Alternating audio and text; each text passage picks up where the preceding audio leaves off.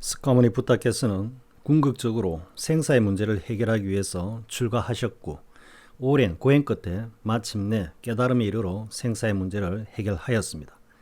그러나 부처님이 생사 문제를 해결하였다는 것은 언설이나 관념으로는 절대로 이해할 수 없는 것으로 반드시 부처님과 똑같은 경지의 깨달음에 이르러야 가능한 것입니다. 여기서 구업을 짓는다면 생사의 주체는 우리의 육신 즉 오온이기 때문에 반야심경에서 설하고 있듯이 이 오온이 공하다는 것을 정득하고 따라서 오온이 나 자신이 아니며 진정한 나는 나의 본래 성품인 자성임을 확실하게 깨닫게 되면 비로소 생사는 본래 없다는 것을 알게 되는 것입니다.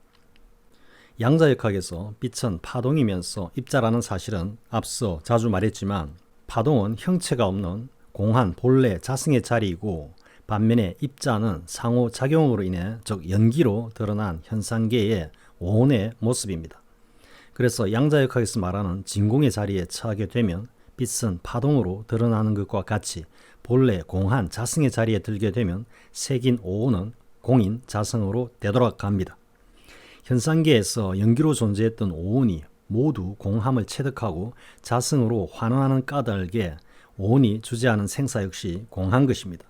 이것을 반야심경에서는 생사도 없고 생사의 원인도 없고 생사가 다하는 것도 없다고 설하고 있습니다. 양자역학을 다시 비유하자면 상호작용으로 인해 입자로 드러난 빛이 진공 상태로 환원하면서 입자의 모습을 잃고 파동으로 돌아가는 것과 같은 맥락인 것입니다. 즉 육신의 죽음은 오온이 본래 공한 자신의 존재로 환원하는 것이기 때문에 죽는 것이 아니라 본래 자신의 존재인 자성으로 돌아가는 것일 뿐입니다.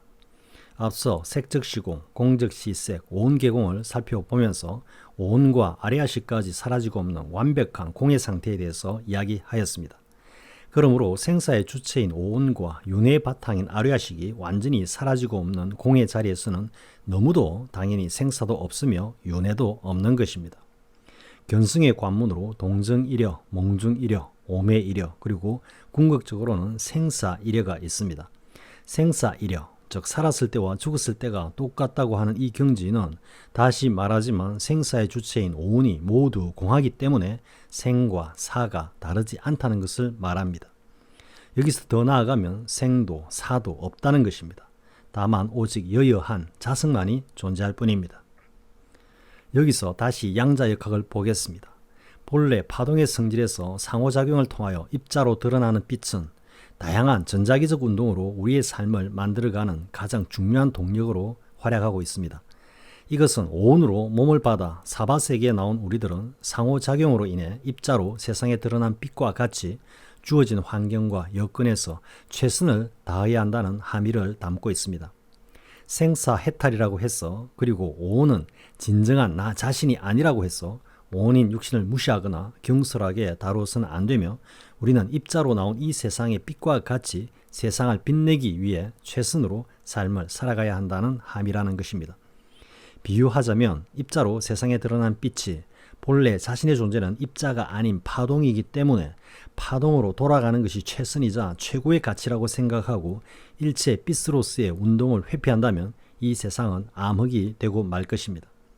그러므로 이 세상에 오온으로 나온 우리 역시 오직 자성을 깨닫는 것이 전부이고 또 깨달은 뒤에는 오직 깨달음에 머물며 오온이 펼치는 세상사를 등한시하게 된다면 이것은 빛이 빛을 잃고 세상을 어둡게 하는 것과 다를 바 없는 것입니다.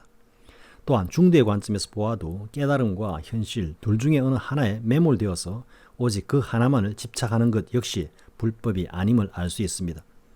그러므로 옛 고인들은 깨달은 후에 저작거리로 나서서 일반 사람들과 어울려 살아가며 불법을 펴는 이른바 입전수술을 최고의 가치로 삼았던 것입니다.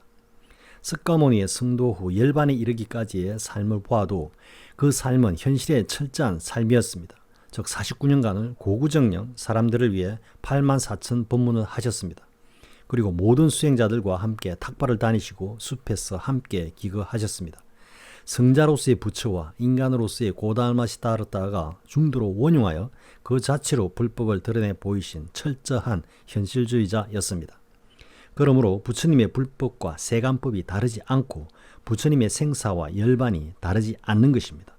오온에 이끌려 다니면서 한 생을 살다 마감하는 이들에게는 생사이지만 자승을 깨달아 본래의 자신으로 돌아가는 이들에게는 열반인 것입니다. 그래서 깨달은 경지에서는 생사가 곧 열반인 것입니다. 저 텃밭에는 무수한 불보살님들이 상주하고 계십니다. 그러다 가끔 식탁에 오르셔서 공양을 주십니다. 텃밭에서 뿌리가 꺾이고 북에서 칼에 잘리고 뜨거운 물에 삼키고 짜고 매운 양념에 절여져 먹거리로 우리를 공양을 하십니다. 자신의 몸을 내어주면서 다른 존재들을 살찌우는 이들 텃밭의 채소들이야말로 진정한 불보살님들이십니다. 오랜 시간의 인고 끝에 마침내 싹을 틔우고 자신의 삶을 아름답게 장엄할 시기 즈음이면 어김없이 꺾여져 생을 마감하는 이들이면 그 고란 이루 다 말할 수가 없을 것입니다. 그러면 텃밭의 채소들이 모두 이 고를 벗어나기 위해서 참선 수행한다고 싹도 틔우지 않고 땅속에서 좌선을 하다 사라져 간다면 우리의 직접적인 삶에 영향을 미칠 뿐만 아니라 궁극적으로는 이 우주 법계의 시스템을 교란하는 결과가 초래될 것입니다. 그러나 이 텃밭의 불보살님들은 인간이 자신을 어떻게 대하고 다루고 생명을 앗아가든 아랑곳하지 않고 처리되고 때가 되면 어김없이 놔두십니다. 사바세계 눈으로 보면 끝없는 윤회 속에서 고통받고 있는 것처럼 보일 수 있습니다. 그러나 이러한 윤회 속에서 윤회를 끓이지 않는 이 모습이 진정한 탈윤회인 것입니다. 즉 영구한 윤회 속에 있되 윤회를 의식하지 않은 채 끝없는 윤회의 쳇바퀴 속을 즐거이 유람하는 이 모습이야말로 진정한 해탈인 것입니다. 여기에 이르면 부처도 조사도 없는 것입니다. 임재선사의 엉구 부처를 만나면 부처를 죽이고 조사를 만나면 조사를 죽이라는 말씀은 단순히 부처와 조사에 탐착하지 말라는 의미가 아닙니다. 본래 깨달음이라는 것도 없고 그러므로 부처도 없고 부처를 논하는 조사는 마른 똥막대기이며 부처도 없으니 중생도 없고 오직 모든 것이 원흉한 그 하나만이 있음을 밝히신 것입니다. 그 하나가 바로 우리의 성품이고 우주인 것입니다. 석가모니께서 이 땅에 오셔서 대해탈을 이루셔 전 인류에게 생사의 고통에서 벗어나는 법을 설하셨습니다만 정작 석가모니 당신은 49년간의 슬픔과 함께 이 생사윤회의 사바세계 속에서 한 인간으로의 살림을 사시다가 돌아가셨습니다. 부처님의 일생처럼 이렇게 한 세상을 살고 간다면 무수한 생을 놔두어서 윤회를 거듭한다고 해도 이것은 과연 생사윤회이며 또 고통이라고 할 수 있을까요? 생사의 고해 속으로 다른 이들을 위해서 기꺼이 뛰어들어 단 한 명의 존재라도 구제하는, 아니 구제하고자 노력하는 삶이라면 무수생을 윤회한다고 해도 이것은 윤회가 아닌 것입니다. 저 텃밭의 불보살님들처럼 말입니다. 그래서 석가시존처럼 깨달은 이들에게는 윤회가 없다는 것입니다. 양자역학을 비유하자면 공적한 파동의 상태에서 세상의 필요에 따라 입자로 변환하여 한 줄기 빛이 되어 이 세상을 밝히고 이롭게 하는 것처럼 확실히 깨달은 공적한 자승의 상태에서 세상의 고통을 들어주고자 온으로 놔두어서 이 세상을 밝게 비추고 또 다른 이들을 돕고 또 깨우치고는 다시 생사의 윤회 속으로 즐거이 들어가는 이 모습이야말로 실로 장대한 열반인 것입니다. 벽암록은 선종의 종문제일수로 칭할 만큼 선사들의 깨달음의 경지를 잘 드러내고 있습니다.